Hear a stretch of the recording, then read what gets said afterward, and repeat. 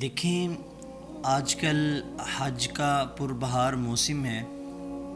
تمام حاجی حج کی تیاری کے لیے جا رہے ہیں، کوئی پہنچ گیا ہے، تو اس طرح کا جو ہے یہ موسم چل رہا ہے۔ سبحان اللہ، حدیث پاک کا مفہوم ہے کہ جو انسان حج کرتا ہے، جو مسلمان حج کرتا ہے، تو وہ حج کرنے کے بعد ایسا ہو جاتا ہے جیسے ماں کے پیٹ سے ابھی ابھی پیدا ہوا ہو، مطلب کہ وہ گناہوں سے ایسا پاک ہو جاتا ہے۔ اور پھر ایک روایت میں آیا ہے کہ حج کرنے والا جس کے لیے دعا کرتا ہے، اللہ تعالیٰ اس کی دعا کو قبول فرماتے ہیں۔ سبحان اللہ۔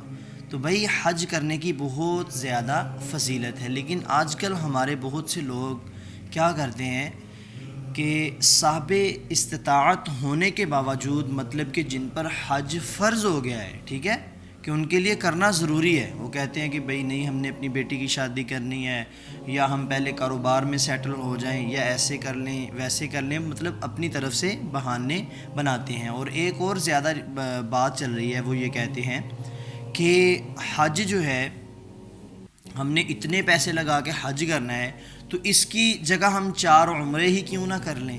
نہیں، اگر آپ 100 عمرے بھی کر لیں تو آپ حج کے مقام کو نہیں پہنچ سکتے، کیونکہ حج آپ پر فرض ہے، فرض ادا کرنا ہی پڑے گا۔ تو اس لیے اگر آپ صاحب استطاعت ہیں، آپ یہ ٹینشن نہ لیں کہ حج کرنے سے آپ کا کاروبار بند ہو جائے گا، آپ کے بیٹے کی شادی نہیں ہوگی، آپ کی بیٹی کی شادی نہیں ہوگی۔ نہیں، جو بندہ حج کرتا ہے، اللہ رب العزت اس کے مال میں برکت ڈال دیتے ہیں۔ تو اس لیے میرے دوستو، ہمیں ایسے بہانے نہیں خود سے بنانے چاہیے۔ جو چیز فرض ہم پر کر دی ہے تو ہمیں وہ ادا کرنی چاہیے۔ اور اگر کوئی بندہ حج پہ جاتا ہے، ٹھیک ہے، اپنا مال خرچ کرتا ہے، تو ایسا بالکل بھی نہیں ہوتا کہ اس کا مال کم ہو جاتا ہے، یہ تو اس کو لگتا ہے، لیکن اللہ رب العزت اس کے اندر بہت زیادہ برکت ڈال دیتے ہیں۔ امید ہے آپ کو میری بات کی ضرور سمجھ آئی ہوگی۔ دیکھیں، جو فرض ہیں ان کو فرض کی جگہ پہ رکھنا چاہیے، جو واجبات ہیں ان کو واجبات کی جگہ رکھنا چاہیے، اور جو سنت ہیں ان کو سنت کی جگہ رکھنا چاہیے، ٹھیک ہے۔